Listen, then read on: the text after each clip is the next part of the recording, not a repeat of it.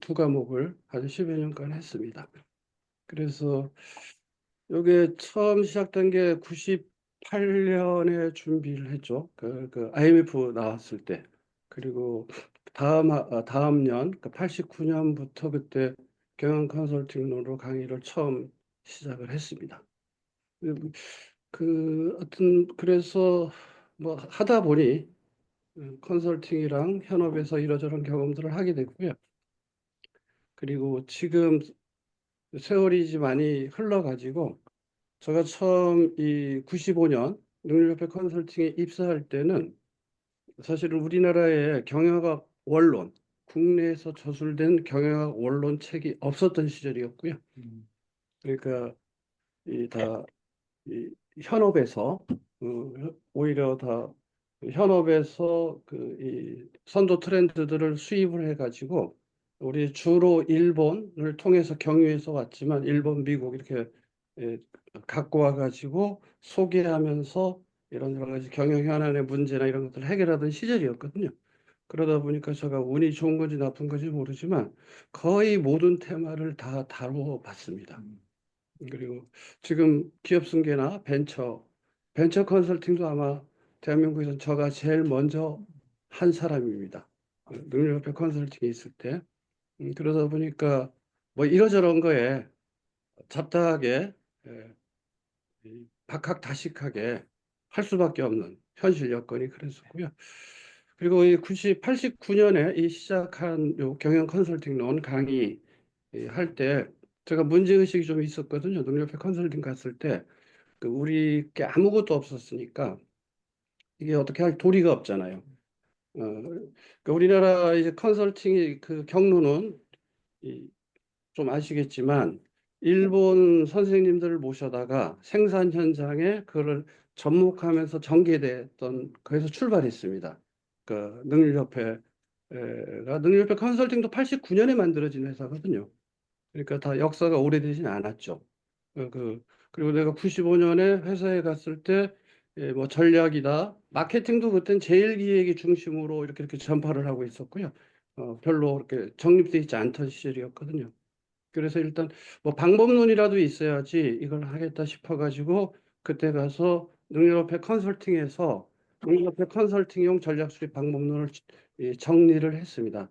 근데 이 전략 컨설팅에게 조금 한 1, 2년 앞서서 전개했던 곳이 생산성 본부거든요. 그래서 생산성 본부에 있었던 컨설턴트가 능력협회 컨설팅에 합류하고 그리고 여기저기 그때 모아서 그렇게 했는데 이게 없잖아요. 뭐가 그래서 제가 일본에서 이게 도움이 될 만한 게 있을까 해서 찾아서 몇 가지 번역 출판했던 책들이 있거든요. 그래서 로지컬 싱킹이라고 그건 한때 LG에서 굉장히 그 신입사원 교육을 그 교주로 꽤 오래 시켰습니다. 제일 처음에 그 로지컬 싱킹하고 그다음에 전략 구상론, 그다음 맥킨지의 문제 해결 방법론 이런 것들을 제가 소개를 했습니다. 그때는 굉장히 실무적 우리 컨설턴트들한테 이걸 읽혀가지고 이렇게 기본을 하겠다는 생각이었고요. 경희대에서 강의를 시작할 때 경영 컨설팅 논이라고 이름을 붙였더니 이게 경영 컨설팅 논은 경영과 컨설팅과 이론 세 가지를 섞어놓은 단어거든요. 그런데 이게 과연 컨설팅 이론이라는 게 이게 있는 건가? 여기서부터 문제 제기를 할 수밖에 없었고요. 음, 그래서 그 토마스 쿤이라는 그 과학사가가 있습니다. 들어보셨는지 모르겠지만 거기가 이제 과학혁명의 구조라 그래서 이론들이 이 형성되는 단계를 설명한 거거든요. 그래서 전과학 단계, 정상과학 단계, 그 정상과학의 위기 단계, 새로운 정상이란 건 노말, 정상적인 과학이 재편다는 단계 이렇게 해서 설명을 했는데 이 컨설팅은 일종의 이 전과학 단계, 이제 경험적인 것들이 이제 반복되면서 정리되는 단계이지 않겠느냐 이런 생각을 했는데 마침 그때 이제 밀란 쿠버라는 분이 이 총괄 편집 감독을 했던 경영 컨설팅 책이 나왔거든요. 그래서 그 책은 어떤 거냐면 ILO에서 컨설팅이란 직업에 대해서 정의하고 싶어가지고 프로젝트를 준비했습니다. 10여 년 이상 걸린 거고요. 그 작업을 통해서 그 경영 컨설팅을 정의했거든요. 근데 지금 시점에서 보면 여전히 이 컨설팅이 이, 이, 이 어떤 그 뭐라고 말해야 되는지 도대체 컨설팅의 기준을 뭐라고 해야 될지 이거에 대해서 잘 정리되고 있지 않은 거 아닌가라고 좀 느끼긴 합니다. 그렇죠? 그리고 이 컨설팅이라는 것만큼 이게 우리가 도사라는 게 영어에서 도사를 그루라 그러거든요. 그루, 도사, 도텄다. 완전 그, 전문가. 예, 예. 그루, G-U-R-U. 음, 그 근데 그 영어에서도 그 뉘앙스가 20년을 살아도 그런 말 처음 들어봤습니다. 음, 구두가 그게 예, GURU요. 예, 예, 저 참, 예, 예, 예. 그래서 그 뉘앙스가 비슷해요. 우리는 예, 도사가 좋은 뜻으로 진짜 도사, 예. 또 나쁜 뜻으로 사기꾼 음. 이런 나쁜 뜻 사기꾼? 이런 뉘앙스가 있잖아요. 쟤는 뭐 아주 도가 텄다 해서 도사라고 말하기도 하고 뭔가 남을 속여 먹는다 싶을 때도 그 말을 이 뉘앙스가 우리 때만 있는 건지 어쩐 건지 모르겠는데 근데 이제 컨설턴트도 일종의 뭐 지금 모두가 다 컨설턴트라고 말하면 한편으로는 뭔가 굉장히 전문적인 지식을 갖고 이렇게 대응하는 사람이고 또 한편으로는 뭔가 사기치려는 애들 아닌가 이런 이미지가 병존돼 있다고 생각합니다. 음, 특히 우리나라는 좀 그런 느낌이 좀 없지 않아 조금 있는데, 음, 사실 뭐 미국이나 이런 데는 컨설턴트가 완전히 하나의 직업이지 않습니까? 아주. 그렇죠. 네, 그 정책 결정 예. 과정에 컨설턴트가 매우 중요한 그러니까 뭐 역할을 하죠. 정치뿐만 음, 아니라 뭐 음, 각각의 기업에서도 음, 컨설턴트들이 다 있고, 뭐 음, 기업도 이제 뭐 저 재무도 음, 있고 뭐 노무도 있고 무슨 뭐 세무도 있고 다 그런 관련해 가지고 음, 컨설팅 음, 그을 전문으로 하는 분들이 음, 많이 있는데 참 우리나라는 조금 음. 컨설팅 하면 이렇게 뭐 뭐지 좀 이제 이런 느낌이 좀 없지 않아 있기는 있는 것 같더라고요 보니까. 그래서 예. 그런 문제의식으로 이 강의를 제가 예. 준비하면서 음. 했거든요. 그런데 벌써 이제 90년이면 지금부터 30년 전 이야기잖아요. 그렇죠. 그 35년, 30년이 35년. 지났는데 그게 잘 정리됐나 하는데 어, 의구심이 들긴 합니다. 35년 동안 계속 이렇게 하고 그 역사를 쫙 아신 거네요. 예. 그래서 예. 뭐 제가 경희대에서도 강의했고요. 우리 능력협회 컨설팅에서 제가 재직하고 있을 동안에는 컨설턴트 스쿨이 있었고요. 음, 그 컨설턴트 스쿨에 제가 교장 노릇을 쭉 했고요. 그래서 능력협회 컨설팅이 내가 있을 때 들어왔던 친구들은 제 강의를 한 번씩은 다 들었습니다. 그렇게 했던 이유는 어떤 이게 뭐 정답은 아니라도 그 컨설턴트가 어떻게 해야 되는 건지는 알고 임하라 이런 취지 했었거든요. 이제 그 강의를 이제 다시 하려고 하는데요. 이제 어느 정도 연식이 되신 분들은 예. 이제까지 경험을 정리하는 관점에서 한번 들어보시고요. 우리 젊은 분들한테는 어렵다면 어렵고 이게 흘려들으면 그냥 어디선가 들었던 이야기가 흘러갈 거예요. 근데 쉽지는 않은 내용이에요. 참고로 말하면. 그런데 젊은 분들은 여기서 제가 하고 있는 레퍼런스나 이런 것들을 열심히 찾아서 공부를 하면 앞으로 본인들 성장에는 큰 도움이 될 거다. 이렇게 생각을 합니다. 이제 사설이 길어졌고요. 이제 시작을 해보도록 하겠습니다. 예. 그리고 혹시 뭐 중간에 제가 그 이제 이야기하다 보면 뭐 사소하게 디테일에서 잘못된 전달이나 이런 게 있으면 언제든지 피드백을 주시고요. 제가 하는 과정에도 확인 작업이나 확인하시면서 제 이야기를 들려주시면 좋겠습니다. 그리고 제 이야기가 상당히 낯설 수도 있어요. 음, 아까 쿤 이야기했지만 쿤이 무슨 단어를 만든 사람이냐면은 패러다임 시프트라는 단어를 만들었어요. 음, 패러다임 시프트. 이제 과학이 패러다임이 달라져 버리면 과거의 내용들이 완전히 달라져 버리는 거죠. 음, 그러니까 예를 들어서 이제 삼각형의 세 각의 합은 몇 도죠? 180도. 180도죠. 예, 삼각형의 세 각의 합은 180도. 의문의 여지가 없죠. 예. 혹시 다른 각도라고 생각은 안 해보셨어요? 아, 내각이 아니요, 삼각형 세 각의 그러니까 합이 세각인데 그러니까 내각을 말하는 외각이 아니고 190도라든가 내각이 아니고 내각 말씀하신 거예요. 190도라든가 150도라든가 이런 생각 해보신 적 있냐고. 여기가 외곽, 없었어. 외곽, 외곽. 내각 뭔가 내각의 합이죠. 내각의 합 내각이 180도죠. 하고요. 그러면 지구본을 하나 떠올려 보십시오. 지구본을. 그래서 적도에서 출발을 합니다. 그래서 동쪽으로 한참을 가요. 90도로 꺾어서 북극으로 갑니다. 북극에서 다시 90도로 꺾어서 아까 내려왔던 대로 내려와요. 그러면 각이 90도가 3개 생겼죠. 그렇죠. 3, 9, 20, 270도죠. 예. 삼각형의 정의는 세 직선과 세 각으로 이루어진 도형입니다. 적도에서 동쪽으로 가는 것도 직선이죠. 거기서 북극으로 가는 것도 직선이죠. 다만 구체의 위일 따름입니다. 곡선 아닙니까? 곡선이 아니죠. 땅에서 쭉 가는 겁니다. 여기서 쭉 가는 선이거든요. 이해되셨죠? 그러면 삼각형의 내각이 하면 180도만이 아니라는 겁니다. 구면 위에서는 180도가 넘습니다. 그렇겠네. 평면 위에서 하고 구면 위에서 하고 네. 이게 다르죠. 달라지겠네. 오목볼록처럼 생긴 네, 데서는 그렇겠네. 거꾸로 네. 현상이 벌어지죠.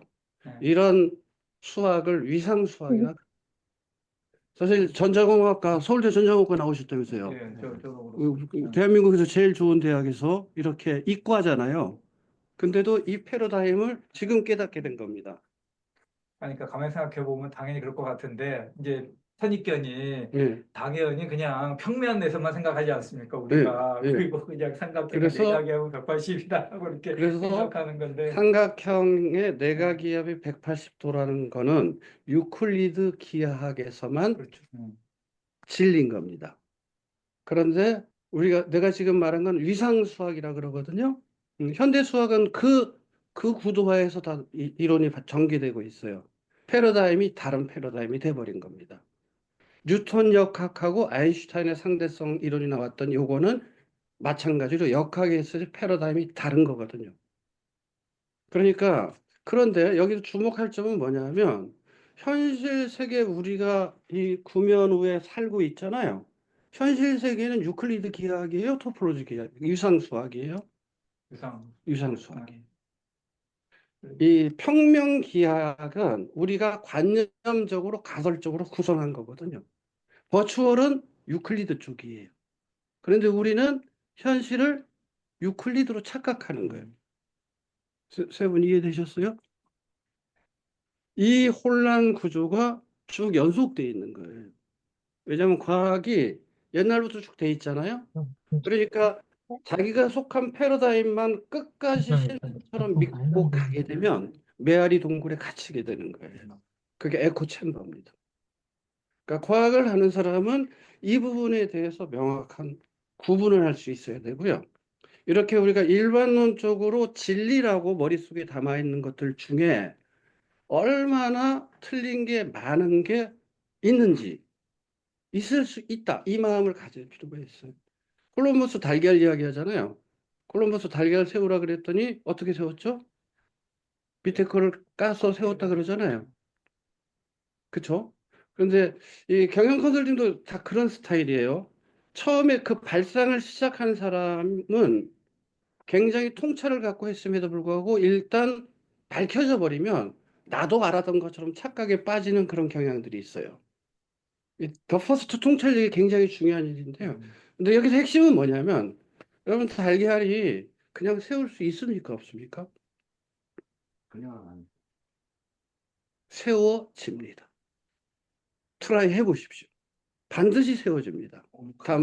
다만 달걀이 약간 이렇게 타원형이 밑이 좀 넓거든요. 넓은 쪽으로 세워서요. 집중력을 가지고 세워보십시오. 씁니다. 여러분들 도전해 보십시오. 그래. 근데 최대한 콜럼버스 이야기 디테일하게 때문에 써봤거든요. 달걀은 좀 디테일한 부분이 들어가야 될 것 같아서. 하고 있는 거예요. 어렵다. 이렇게 어렵다. 꼭지가 좋네. 그러니까 기본적으로 이런 관점이 있다는 걸 염두에 두시고요. 제 강의를 들을 때 그런 점을 참조해 주시기 바랍니다. 예, 알겠습니다. 다시 좀 쉬어서 이렇게 길어졌는데 가보도록 하겠습니다. 이 경영 컨설팅론을 가려면 기본적으로 경영과 컨설팅과 이론 이 세 가지를 알아야지 일단 이 과목이 뭔지 알 거잖아요. 그래서 경영에 대해서 좀 생각을 해보도록 하겠습니다. 이 경영은 영어로는 비즈니스 어드미니스트레이션 이게 MBA의 단어예요. 마스터 오브 비즈니스 어드미니스트레이션. 그리고 두 번째는 흔히는 다 경영을 매니지먼트라고 생각하죠. 그러면 이 비즈니스 어드미니스트레이션하고 매니지먼트는 같은 걸까요? 다른 걸까요? 이런 질문들은 별로 평소에는 안 하시잖아요. 그렇죠? 그 어드민은 그러니까 사실 우리나라는 저 어드민을 총무라고 또 번역을 하더라고요. 총무. 어? 그, 행정학은 네. 퍼블릭 어드미니스트레이션입니다. 참고로 말하면 요게 우리는 이 서구를 통해 가지고 서구가 일본 거쳐서 우리나라에 이런 것들이 많이 수입을 됐기 때문에 이런 근원적 질문을 별로 안 하는 경향들이 있거든요. 근데 컨설턴트를 지향하시면 이런 근원적 질문을 하는데 익숙해지시는 게 좋습니다. 기본적으로. 비즈니스 어드미니스트레이션의 저 어드미니스트레이션의 어원을 따져보면 말을 몰다라는 뜻입니다. 이렇게 자기 경로대로 네. 잘 몰고 가는 거예요. 그래서 몰고 가는 거죠. 그러니까 무슨 말이냐면 어드미니스트레이션은 전제가 뭐냐면 몰고 가는 거기 때문에 목표가 정해져 있죠. 그러니까 일탈 행위를 방지하는 거예요. 그러니까 고전적인 경영은 매뉴얼을 정해놓고 지키게 하는 게 핵심인 거예요. 요새 젊은 사람들은 다 그런 거 싫어하시죠? 가둬놓고 고경로로만 가라는 거. 네. 근데 원래 경영은 그런 의미였던 거예요. 매니지먼트는 매니지라는 단어가 살림을 꾸려간다는 뜻이에요. 하루하루를 꾸려간다는 뜻이에요. 근근히 살아간다. 이런 뜻도 있어요. 다시 말해서 매니지먼트는 지속적으로 먹고 살기 위해서 무엇을 해야 되고 어떻게 그거를 풀어내야 될지를 고민하는 영역이 되는 거예요. 그래서 현대 경영은 비즈니스 어드미니스트레이션이 아니라 매니지먼트라고 표현해야 된다고들 다 이야기하고 있는 거죠. 현대 경영의 아버지라고 일컬어지는 분은 피터 드러커예요. 피터 드러커라는 이름을 꼭 기억해 두셔야 돼요. 그리고 드러커의 책은 어떤 경우든 컨설팅을 하시려면 최소한 제일 얇은 책이 경영의 실제거든요. 그거라도 꼭 읽어두시라고. 그거는 읽기도 편하게 돼 있고요. 좋아요, 책이. 그래서 경영의 실제인데 피터 드러커에 왔을 때 매니지먼트라는 말을 쓰게 되는 거죠. 근데 제가 그 미국 그 경영학 교수나 컨설턴트들한테 이걸 만날 때마다 물어봤어요. 그 비즈니스 어드미니스트레이션 매니지먼트의 차이점이 미국 애들도 잘 모르더라고요. 제대로 답변해 준 친구가 없었어요. 저거 와튼 스쿨의 교수들도 뭐 이런 엉뚱한 질문을 하는 애가 있어? 그렇죠. 이렇게만 하더라고요. 그래서 제가 다 좀 찾아봤습니다. 찾아봤더니 저 경영의 가장 출발점의 개념을 정리한 사람이 밑에는 앙리 파열이라는 프랑스 사람이에요. 앙리 파열. 이 사람도 반드시 기억해 두셔야 되고요. 저거 클릭하면 뭐 앙리 파열이 정리한 내용에 들어가지만 요거는 요새는 인터넷에 가면 이렇게 다 요약해 놨습니다. 다. 저 사람이 무슨 말을 했는지, 어떤 내용을 했는지. 그래서 원래 이제 광산업을 하는데 해서 오랫동안 근무하면서 거기에 경험을 정리를 하면서요. 경영의 6가지 요소를 기술적, 상업적, 재무적, 보호적, 회계적, 관리적 활동 이렇게 정리를 해놨습니다. 여기에서 보면 제일 뒤에 저 관리 있잖아요. 관리. 저기가 어드미니스트레이션이란 단어를 썼습니다. 그리고 이 모든 거를 통할하는 과정을 가번이란 단어를 썼어요. 파열은. 그런데 첫 번째 앙리 파열의 책을 번역한 미국 사람이 저걸 뒤집어 놨어요. 가번을 어드미니스트레이션으로, 관리를 매니지로. 그리고 난 다음에 두 번째 번역한 사람은 도로 원위치 시켜놨어요. 그래서 미국 사람들도 되게 헷갈려 하게 된 겁니다. 지금 개념으로 보면 기술, 상업, 재무, 보호, 회계, 관리 모든 활동을 총괄하는 걸 매니지먼트라고 말하는 게 맞고요. 예. 그리고 관리 활동이 오히려 어드미니스트레이션이라고 하는 게 저는 적절하다고 판단하는데요. 여러분들 각자 한번 생각을 해보시기 바랍니다. 그래서 기본 경영이란 것은 인풋에 자원이 들어가서요. 아웃풋의 자원을 창출시킵니다. 그렇지만 플러스 알파를 만들어내야 되는 거죠. 그래서 플러스 알파가 0보다 크게 되면 성장하게 되는 거고요. 0이랑 같아지면 이어지는 거고 0보다 작으면 쇠퇴하게 되겠죠. 이 활동이 가장 기본입니다. 그런 의미에서는 구멍가게 활동이랑 기업 경영 활동이랑 별반 차이가 없습니다. 어떤 경영도 저 목표는 달성돼야 되는 거죠. 기본적으로. 물론 구멍가게 활동에선 장사의 기술이 중요하고 경영의 기술과 장사의 기술의 차이점이 있긴 있습니다. 그거는 뭐 나중에 기회가 되면 말씀드리기로 하고요. 그래서 세 가지 요소, 맨, 머티리얼, 머니죠. 사람과 소재와 자본을 투입해 가지고 블랙박스 속에 넣는데 저 블랙박스의 활동이 경영이 되는 거겠죠. 그리고 그거는 계획하고 조직하고 지휘하고 조정하고 통제하는 활동이다. 요게 지금까지 경영에 관련돼서 쭉 보편적으로 있는 내용에 대한 정리를 일단 해봤습니다. 두 번째 컨설팅으로 넘어가 보겠습니다. 이 컨설팅에서는 첫 번째 질문이 컨설트라는 저희 동사거든요. 그리고 ing가 붙은 명사형으로 바뀐 거겠죠. 그럼 컨설트의 뜻이 뭘까입니다. 컨설트라는 단어의 뜻. 우리 황 의원, 컨설트 단어 뜻이 뭘 거라고 생각해요? 조언을 하다. 조언을 하다. 또 다른 분 의견은? 서로 도와주다. 서로 이야기하다 뭐 이런 뜻. 서로 이야기하다. 예. 이렇게 그러니까 뭐 회의 여기서 하면은 뭐 더 가면 큰일 나. 예. 여기서 네. 정리하도록 해요. 컨설트는 조언을 하다가 아니고요. 조언을 구하러 가다입니다. 그러니까 조언을 하다와 조언을 구하러 가다는 뭐가 차이가 있는 거죠? 주어 목적어가 뒤집어진 거죠. 그러니까 그래서 컨설턴트라고 하는 겁니다. 컨설턴트는 피동격의 명사형이거든요. 컨설턴트한테 컨설트하러 가는 거예요. 누가? 클라이언트가. 요게 컨설팅에 굉장히 본질적 의미를 담고 있어요. 예, 이런 의미에서 비즈니스 닥터란 말이 나오는 거예요. 아픈 사람이 의사를 찾아가잖아요. 의사가 돌아다니면서 뭐 요새는 예방의학이 크니까 미리미리 건강관리하라고 하면서 건강식품도 팔고 이런저런 많은 활동을 하지만 아픈 사람이 찾아오는 겁니다. 요점이 컨설턴트라는 직업에 굉장히 근본적, 본질적 역할을 결정하는 의미입니다. 컨설턴트는 그러니까 적극적으로 마케팅을 하게 되면 그게 아구가 안 맞게 되는 거죠.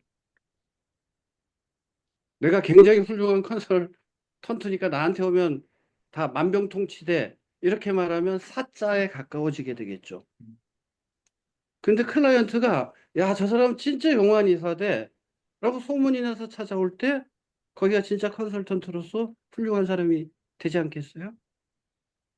그러니까 컨설팅이라는 거는 컨설턴트의 활동 그 자체가 마케팅인 특징을 지니고 있는 겁니다. 그러니까 프로젝트를 제대로 수행해내는 게 가장 훌륭한 마케팅이 되는 거예요. 이게 본질적 특징이다. 그러면 컨설팅 중에서 경영 컨설팅은 경영체가 도움을 받으러 오는 활동이잖아요. 그러면 경영 컨설팅이 성립이 되려면 경영을 하고 있는 경영 주체가 도움이 필요할 때가 돼야지 경영 컨설팅이라는 비즈니스가 작동되겠죠. 그러면 아까 인풋, 프로세스, 아웃풋 해가지고 투입이 A고 플러스 알파가 돼서 가는데 알파가 0보다 크면 계속 성장한다 그랬잖아요.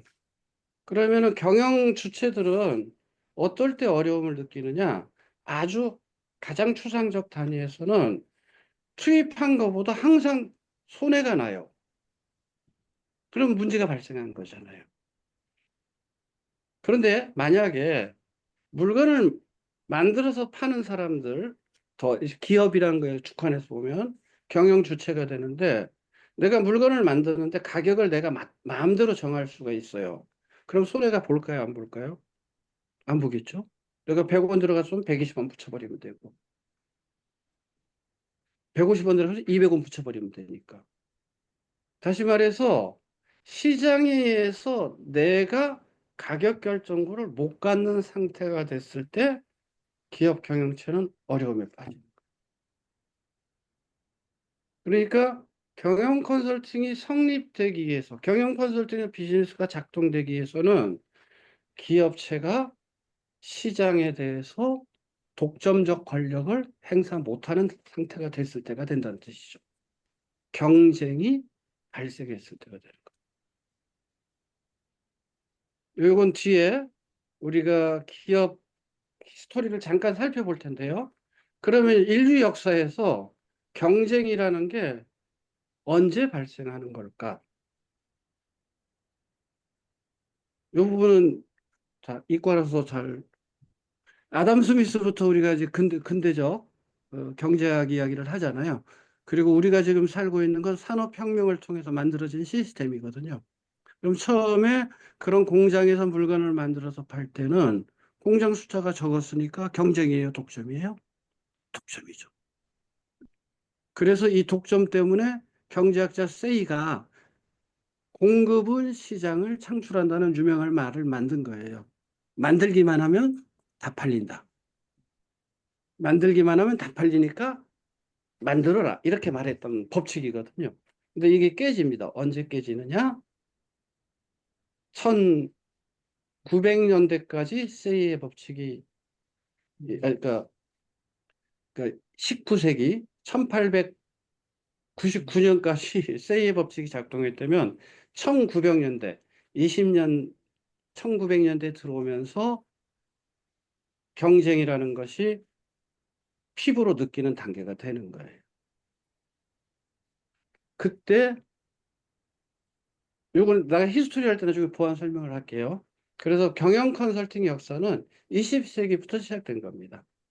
그 유명한 테일러라는 분 있죠. 그 히스토리 배경은 이따 경영 컨설팅 테마가 나올 때 다시 하겠지만, 그래서 경영 컨설팅 성립의 조건은 뭐냐? 기업이 어려움을 느꼈을 때, 다시 말해서 독점이 아니라 뭐일 때? 경쟁일 때. 여러분들이 비즈니스 컨설턴트, 경영 매니지먼트 컨설턴트로서 이 일을 하려면 독점하고 친하면 될까요? 안 될까요? 안 되는 일이에요.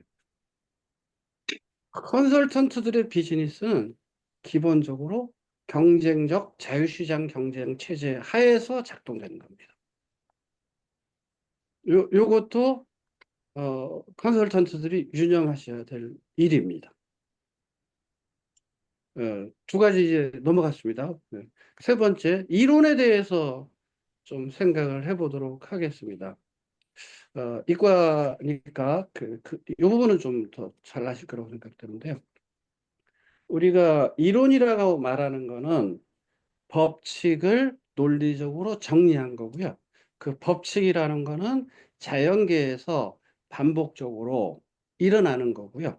검증할 때 재현 가능성이 증명됐을 때 이 법칙이 존재한다고 말하는, 이거 뭐 굉장히 복잡합니다. 철학적으로는.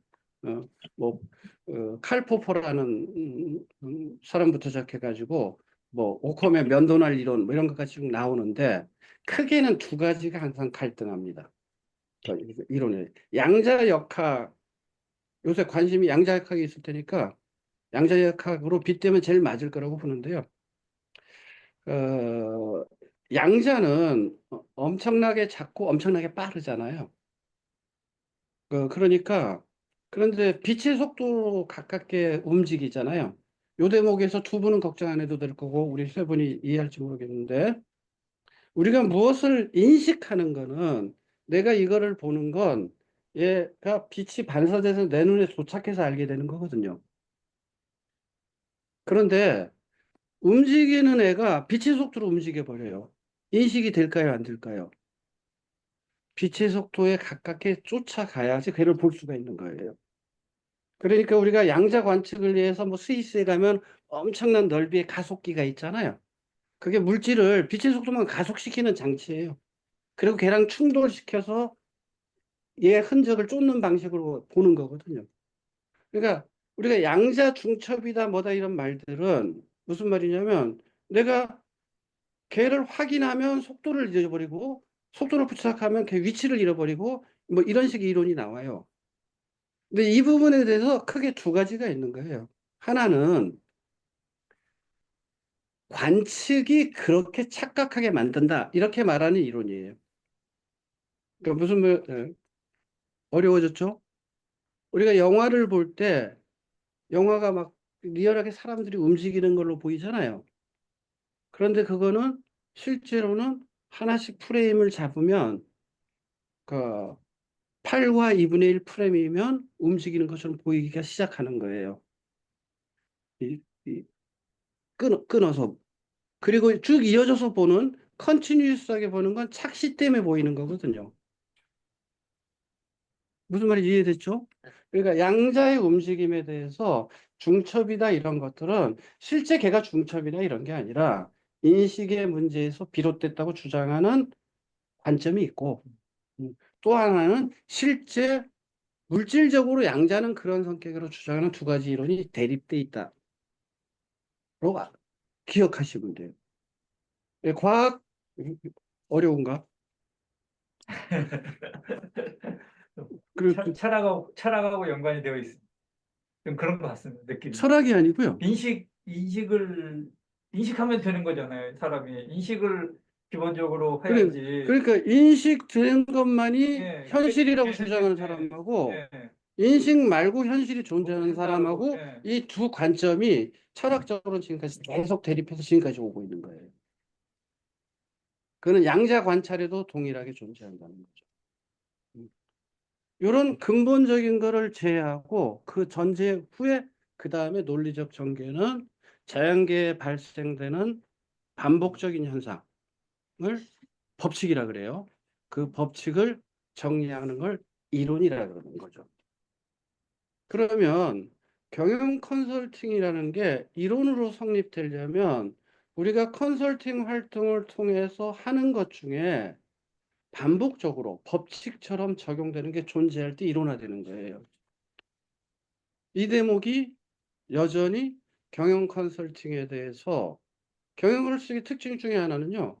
많은 나라에서 그 라이센스랑 서티피케이션 두 가지가 있거든요. 하나는 면허를 주자는 논의하고 하나는 공인 인증을 시켜주자는 거가 많이 있었어요. 그래야지 이 정리가 될 거라 그랬지만 여전히 어떤 국가도 그거를 안 하고 있습니다.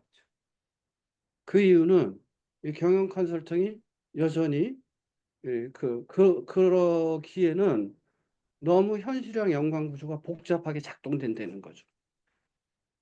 그런데 우리가 컨설팅 활동을 지속적으로 하기 위해서는요, 가장 기본이 소위 횡정계라 그래가지고 여기에서 잘 된 거를 저쪽에다 적용시키는 능력이 있어야 되거든요. 그러려면 이론화시켜서 갖고 와야 돼요. 이론화시켜서 갖고 오지 못하면 절대 실패하게 돼 있거든요. 그건 무슨 의미냐면 이론이란 거는 반복되는 현상 속에서 본질을 추론해서 만들어낸 거고요. 다시 적용할 때는 여러 가지 현실적 제약권을 적용하게 만들어주는 거거든요. 이것도 좀 어려운지 모르겠는데 제가 쉽게 표현할 땐 당구 이야기 합니다. 당구. 당구는 탄성의 법칙이나 이런 거에서 치는 거거든요. 그런데 그 탄성의 법칙이 그대로 당구에서 작동하느냐? 그렇지는 않아요. 왜냐하면 이게 가설이 다 맞아줘야 되거든요. 큐 때는 완전히 이론적으로 만들어져 있어야 되고요. 그리고 충돌 개수도 다 이론적으로 작동돼야 되고요. 당구 판때기도 평평하게 돼 있어야 되거든요. 습도나 온도도 다 그게 맞춰져 있어야지 그게 작동되는 거예요. 그런데 현실은 그렇지 않죠. 그러니까 어떤 이론적 틀이 있고 현실의 여러 가지 가정들을 넣어가지고 판단하게 만들기 위해서 이론이 필요한 거예요. 두 분은 어느 정도 금방 오실 거고요. 여기도 말은 알 수는 있겠죠. 그렇게 컨설팅이 일원화되는 거는 어떤 점에서는 필수적인데 컨설팅의 특성으로 인해서 일원화되는 게 제한적인 것도 현실이라는 거예요. 그리고 그 과정을 어, 우리가 컨설팅 경영학 다그 20세기에 시작됐다고 봐야 되거든요. 100년이 안 되는 가장 젊은 분야예요. 가장 어린 분야이기 때문에 앞으로 이런 것들은 계속 반복될 건데요. 이도매혹에서 그러니까 이론은 필연성을 정리하는 구조가 되는 거거든요. 그래서 필연과 우연에 대한 이야기를 하고 거기서 힌트를 얻으면 좀 더 컨설팅의 의미가 전달될 것 같아서 필연과 우연의 이야기를 제가 갖고 왔는데요. 맹구가 길을 가다가요. 어, 옥상에서 벽돌이 떨어져서 머리가 깨졌네요.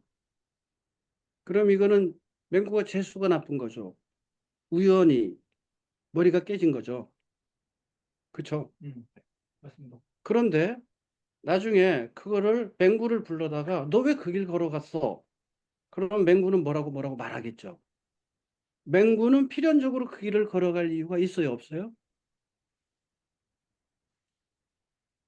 따져서 묻다 보면 맹구가 그 길을 걸어간 이유가 나오겠어요, 안 나오겠어요? 필연성이죠. 그 벽돌이 마침 그때 떨어진 거를 분석 조사를 했더니 시멘트 바를 때 강도가 어쩌고 저쩌고 내구 연한이 어쩌고 저쩌고 떨어지는 필연성이 나오겠어요, 안 나오겠어요? 나오겠죠.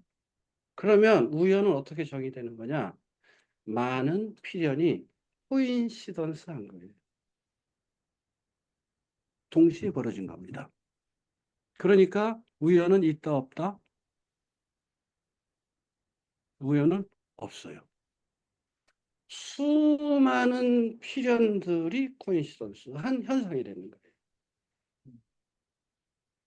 과학과 학문은 그 각각의 수많은 현상에 대한 필연성을 추적하는 행위가 되는 거잖아요.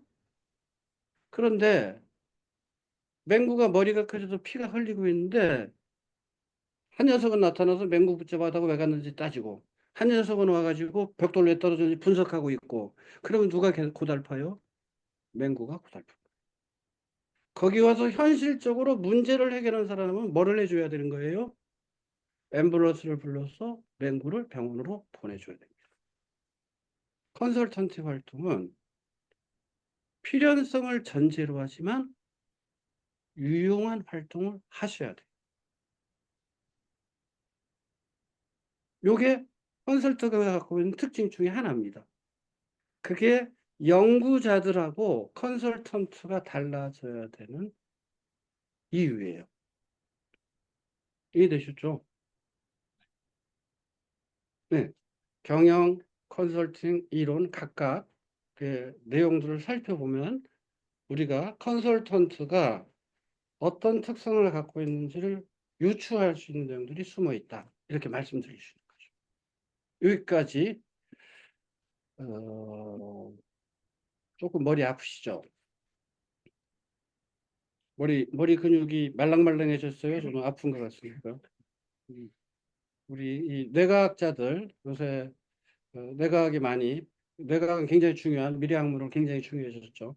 뇌과학자들이 우리 두뇌 크기 측정해 보면 대충 어느 정도 된다고 말할 것 같아요.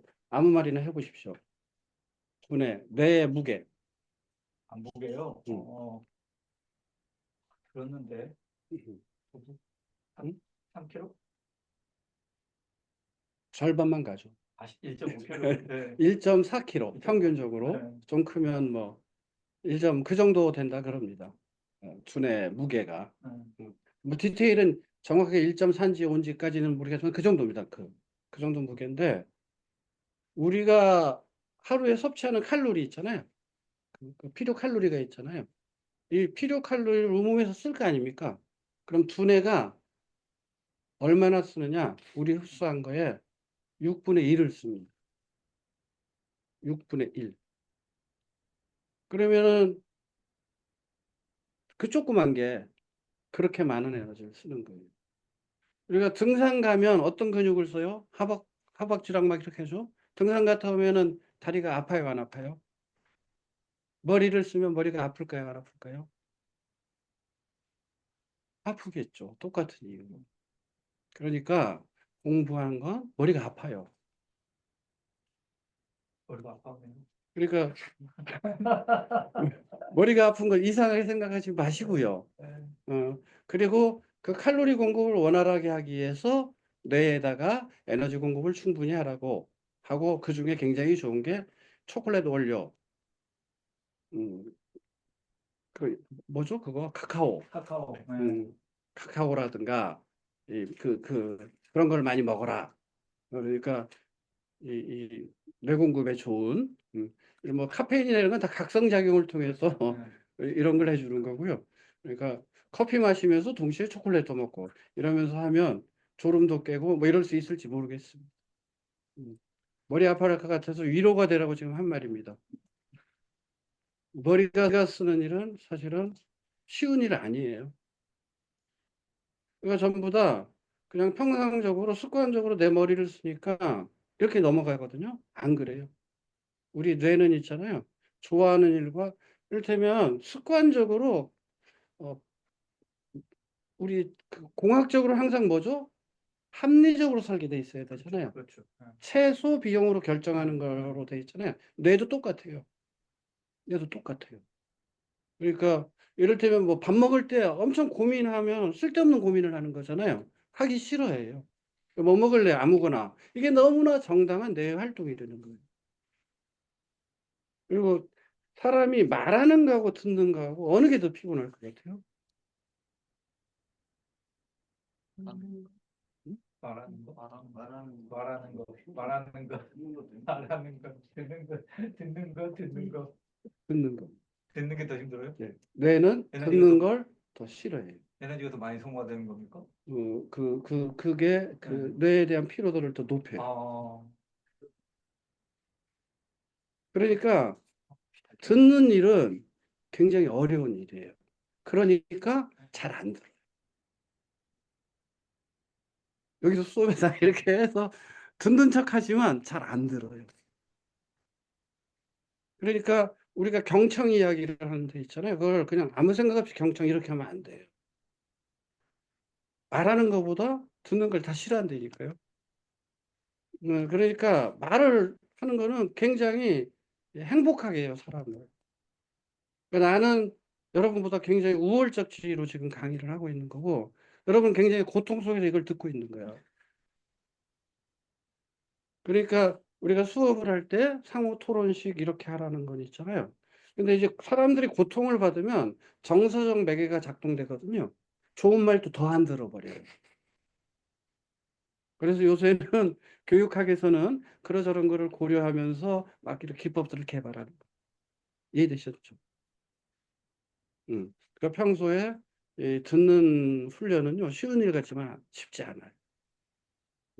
이거 다 지금 우리 공부하는 분위기에서 위로가 되려가지고. 이게 위로, 이거 다 내가 찾아보면 다 나옵니다. 지금 내가 한 말이 허투루 한 말은 아니고요. 그런 특성을 지니고 있다. 이렇게 하고요. 예. 거의 뭐 50분 다 돼가니까요. 머리도 좀 식혀야 되니까 한 10분 쉴게요. 이게 노동부 지침이기도 합니다. 50분 수업에 10분 쉬라고. 부모님 저기 경영 컨설팅을 영어로 딱 그렇게 해놓은 그게 있습니까? 과목은 없잖아요. 경영 컨설팅 관련해서. 네. 지금 네. 저 밀란 쿠버가 경영 컨설팅이란 책인데요. 네, 그 뭐라고 영어로 뭐라고 그래? 그 매니지먼트 컨설팅이라고. 히어리 오브 매니지먼트 컨설팅이었던가? 매니지먼트 예, 예, 컨설팅이라고 그렇게. 예, 예. 아, 영어로 매니지먼트 컨설팅이라고 컨설팅이라고. 그래요. 예.